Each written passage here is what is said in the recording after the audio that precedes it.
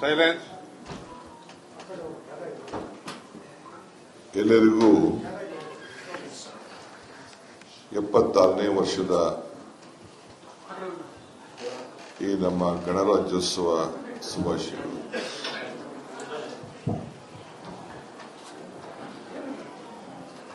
ಇವತ್ತು ನಮ್ಮೆಲ್ಲರ ಪುಣ್ಯ ಭಾರತೀಯ ರಾಷ್ಟ್ರೀಯ ಕಾಂಗ್ರೆಸ್ ಪಕ್ಷದ ಅಧ್ಯಕ್ಷರಾದಂಥ ಮಲ್ಲಿಕಾರ್ಜುನ ಖರ್ಗೆ ಸಾಹೇಬರು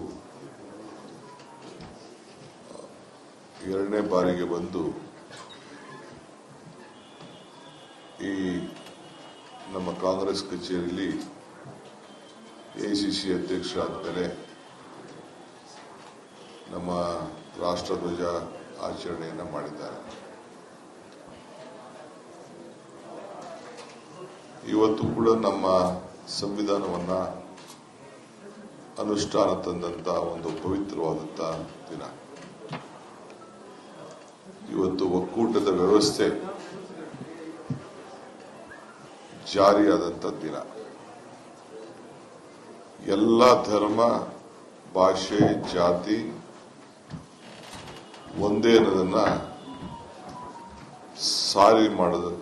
ಸಾರದಂತ ಈ ಪವಿತ್ರವಾದಂತ ದಿನ.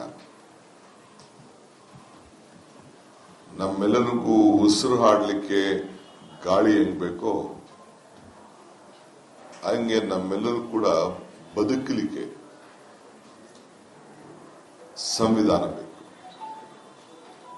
ಆ ಸಂವಿಧಾನವನ್ನ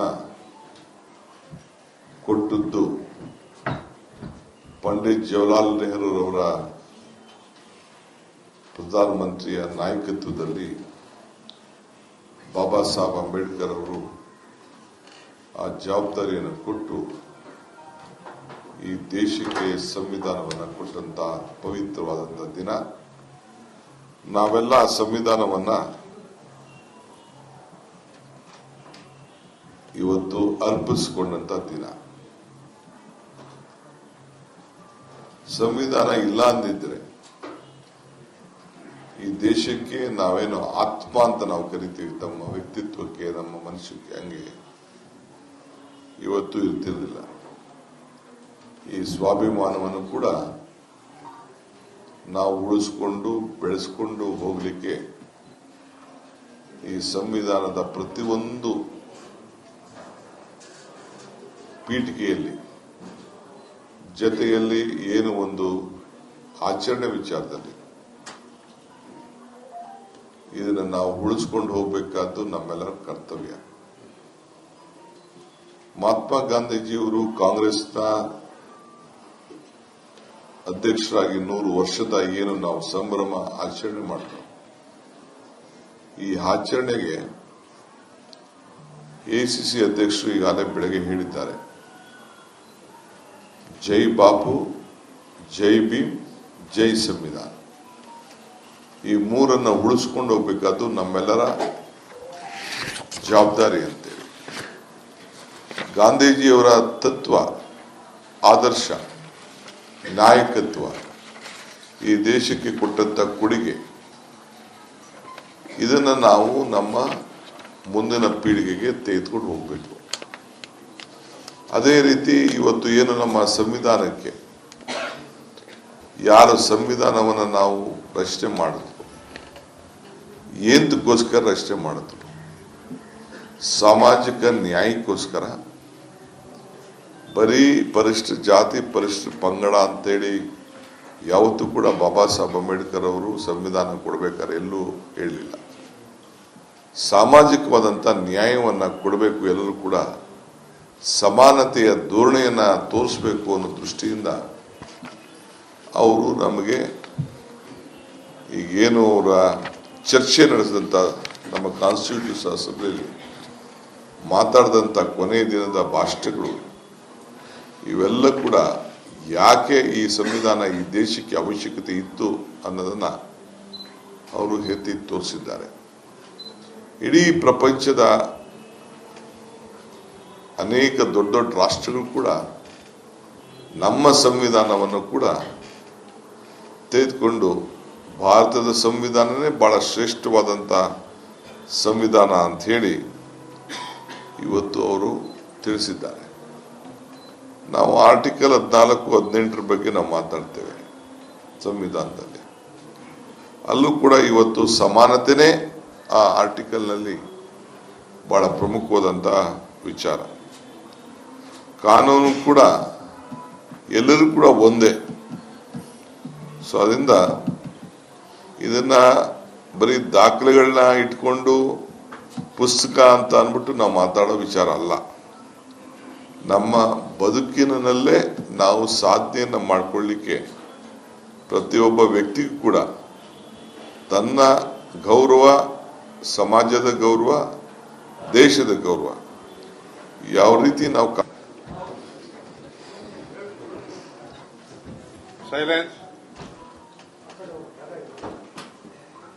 ಎಲ್ಲರಿಗೂ 76ನೇ ವರ್ಷದ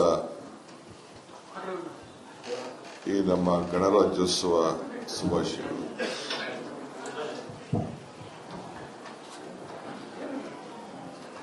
ಇವತ್ತು ನಮ್ಮೆಲ್ಲರ ಪುಣ್ಯ ಭಾರತೀಯ ರಾಷ್ಟ್ರೀಯ ಕಾಂಗ್ರೆಸ್ ಪಕ್ಷದ ಅಧ್ಯಕ್ಷರಾದಂಥ ಮಲ್ಲಿಕಾರ್ಜುನ ಖರ್ಗೆ ಸಾಹೇಬರು 2ನೇ ಬಾರಿಗೆ ಬಂದು ಈ ನಮ್ಮ ಕಾಂಗ್ರೆಸ್ ಕಚೇರಿಯಲ್ಲಿ ಎಐಸಿಸಿ ಅಧ್ಯಕ್ಷರಾದ ಮೇಲೆ ನಮ್ಮ ರಾಷ್ಟ್ರಧ್ವಜ ಆಚರಣೆಯನ್ನು ಮಾಡಿದ್ದಾರೆ. ಇವತ್ತು ಕೂಡ ನಮ್ಮ ಸಂವಿಧಾನವನ್ನ ಅನುಷ್ಠಾನ ತಂದಂತ ಒಂದು ಪವಿತ್ರವಾದಂತ ದಿನ. ಇವತ್ತು ಒಕ್ಕೂಟದ ವ್ಯವಸ್ಥೆ ಜಾರಿಯಾದಂತ ದಿನ. ಎಲ್ಲ ಧರ್ಮ, ಭಾಷೆ, ಜಾತಿ ಒಂದೇ ಅನ್ನೋದನ್ನ ಸಾರದಂತ ಈ ಪವಿತ್ರವಾದಂತ ದಿನ. ನಮ್ಮೆಲ್ಲರಿಗೂ ಉಸಿರು ಹಾಡಲಿಕ್ಕೆ ಗಾಳಿ ಹೆಂಗ್ ಬೇಕೋ ಹಂಗೆ ನಮ್ಮೆಲ್ಲರೂ ಕೂಡ ಬದುಕಲಿಕ್ಕೆ ಸಂವಿಧಾನ ಬೇಕು. ಆ ಸಂವಿಧಾನವನ್ನ ಕೊಟ್ಟದ್ದು ಪಂಡಿತ್ ಜವಾಹರ್ಲಾಲ್ ನೆಹರೂರವರ ಪ್ರಧಾನಮಂತ್ರಿಯ ನಾಯಕತ್ವದಲ್ಲಿ ಬಾಬಾ ಸಾಹೇಬ್ ಅಂಬೇಡ್ಕರ್ ಅವರು ಆ ಜವಾಬ್ದಾರಿಯನ್ನು ಕೊಟ್ಟು ಈ ದೇಶಕ್ಕೆ ಸಂವಿಧಾನವನ್ನು ಕೊಟ್ಟಂತ ಪವಿತ್ರವಾದಂತ ದಿನ. ನಾವೆಲ್ಲ ಆ ಸಂವಿಧಾನವನ್ನ ಇವತ್ತು ಅರ್ಪಿಸಿಕೊಂಡಂತ ದಿನ. ಸಂವಿಧಾನ ಇಲ್ಲ ಅಂದಿದ್ರೆ ಈ ದೇಶಕ್ಕೆ ನಾವೇನು ಆತ್ಮ ಅಂತ ನಾವು ಕರಿತೀವಿ, ತಮ್ಮ ವ್ಯಕ್ತಿತ್ವಕ್ಕೆ, ನಮ್ಮ ಮನುಷ್ಯಕ್ಕೆ, ಹಂಗೆ ಇವತ್ತು ಇರ್ತಿರ್ಲಿಲ್ಲ. ಈ ಸ್ವಾಭಿಮಾನವನ್ನು ಕೂಡ ನಾವು ಉಳಿಸ್ಕೊಂಡು ಬೆಳೆಸ್ಕೊಂಡು ಹೋಗ್ಲಿಕ್ಕೆ ಈ ಸಂವಿಧಾನದ ಪ್ರತಿಯೊಂದು ಪೀಠಿಕೆಯಲ್ಲಿ ಜೊತೆಯಲ್ಲಿ ಏನು ಒಂದು ಆಚರಣೆ ವಿಚಾರದಲ್ಲಿ ಇದನ್ನು ನಾವು ಉಳಿಸ್ಕೊಂಡು ಹೋಗಬೇಕಾದ್ದು ನಮ್ಮೆಲ್ಲರ ಕರ್ತವ್ಯ. ಮಹಾತ್ಮ ಗಾಂಧೀಜಿಯವರು ಕಾಂಗ್ರೆಸ್ನ ಅಧ್ಯಕ್ಷರಾಗಿ 100 ವರ್ಷದ ಏನು ನಾವು ಸಂಭ್ರಮ ಆಚರಣೆ ಮಾಡ್ತೇವೆ, ಈ ಆಚರಣೆಗೆ ಎಐಸಿಸಿ ಅಧ್ಯಕ್ಷರು ಈಗಾಗಲೇ ಬೆಳಗ್ಗೆ ಹೇಳಿದ್ದಾರೆ, ಜೈ ಬಾಪು, ಜೈ ಭೀಮ್, ಜೈ ಸಂವಿಧಾನ. ಈ ಮೂರನ್ನ ಉಳಿಸ್ಕೊಂಡು ಹೋಗ್ಬೇಕಾದ್ದು ನಮ್ಮೆಲ್ಲರ ಜವಾಬ್ದಾರಿ ಅಂತೇಳಿ. ಗಾಂಧೀಜಿಯವರ ತತ್ವ, ಆದರ್ಶ, ನಾಯಕತ್ವ, ಈ ದೇಶಕ್ಕೆ ಕೊಟ್ಟಂತ ಕೊಡುಗೆ, ಇದನ್ನ ನಾವು ನಮ್ಮ ಮುಂದಿನ ಪೀಳಿಗೆಗೆ ತೆಗೆದುಕೊಂಡು ಹೋಗಬೇಕು. ಅದೇ ರೀತಿ ಇವತ್ತು ಏನು ನಮ್ಮ ಸಂವಿಧಾನಕ್ಕೆ ಯಾರು ಸಂವಿಧಾನವನ್ನು ನಾವು ರಚನೆ ಮಾಡಿದ್ರು, ಏನಕ್ಕೋಸ್ಕರ ರಚನೆ ಮಾಡಿದ್ರು? ಸಾಮಾಜಿಕ ನ್ಯಾಯಕ್ಕೋಸ್ಕರ.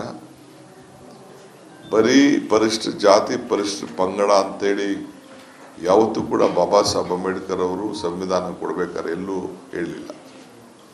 ಸಾಮಾಜಿಕವಾದಂಥ ನ್ಯಾಯವನ್ನು ಕೊಡಬೇಕು, ಎಲ್ಲರೂ ಕೂಡ ಸಮಾನತೆಯ ಧೋರಣೆಯನ್ನ ತೋರಿಸಬೇಕು ಅನ್ನೋ ದೃಷ್ಟಿಯಿಂದ ಅವರು ನಮಗೆ ಈಗೇನು ಅವರ ಚರ್ಚೆ ನಡೆಸಿದಂಥ ನಮ್ಮ ಕಾನ್ಸ್ಟಿಟ್ಯೂಷನ್ ಅಸೆಂಬ್ಲಿಯಲ್ಲಿ